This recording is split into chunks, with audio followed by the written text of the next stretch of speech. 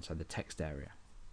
So we use, again, we reference, or no, for the first time we reference text area, and then we need to say dot key up, and inside of here we need to create a function, and this function is going to happen every time a key is raised when text is being typed into this text area. So let's think about what we need to do. We first of all need to grab the length of the text inside of this text area. So we can do that with a combination of jQuery and raw JavaScript as well. So let's create a new variable, and this is going to be called text length. I'm going to make this equal to, again with reference to text area, we're going to say .val. Now .val gets the value of the text that's inside the text area. So for example, on this function key up, on this event handler key up, if I was to type Alex, for every time I've pressed a key, the value is now Alex. So the first value was A, then I typed L, then I typed E and X. Now the current value is Alex, therefore this text length is now equal to Alex. So despite the fact that our variable is called text length, we still don't have the length.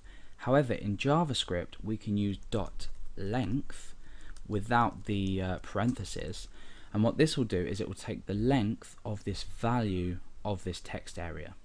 So now text length is equal to 4 as opposed to Alex. Okay, so now we can create a basic sum to deduct the length of the text from the maximum value. So we can create a new variable called text remaining, and we can make this equal to text max minus text length. So this will be 55 minus, and in this case 4, which would equal 51, and therefore this would have displayed 51 had we have had this in place beforehand. Now that we've created these two variables, we want to finally output this to the text area feedback div. So we can say $, and we reference text area feedback, then we say .html as we did up here with this function up here, and then we say text underscore remaining plus, and then we do exactly the same as we did up here, characters remaining.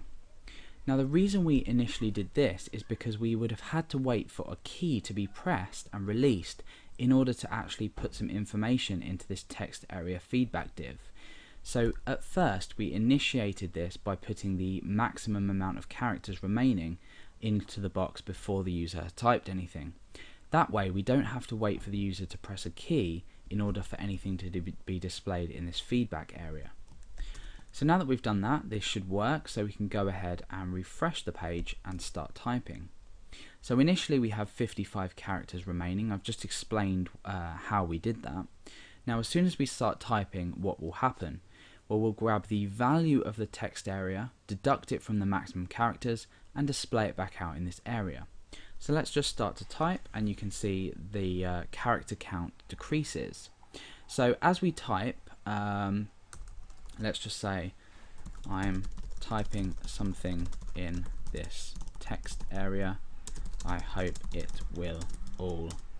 Okay, so I was going to type I hope it will all fit, but now we are at 0 characters remaining.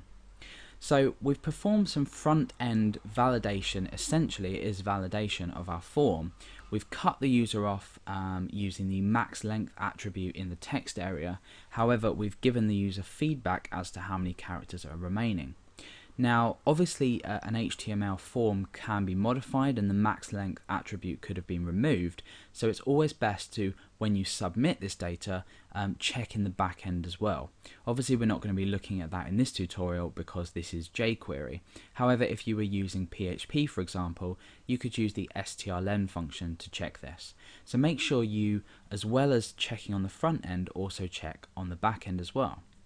So that's how to create a dynamic characters remaining counter in jQuery, much like you'd find on a lot of websites.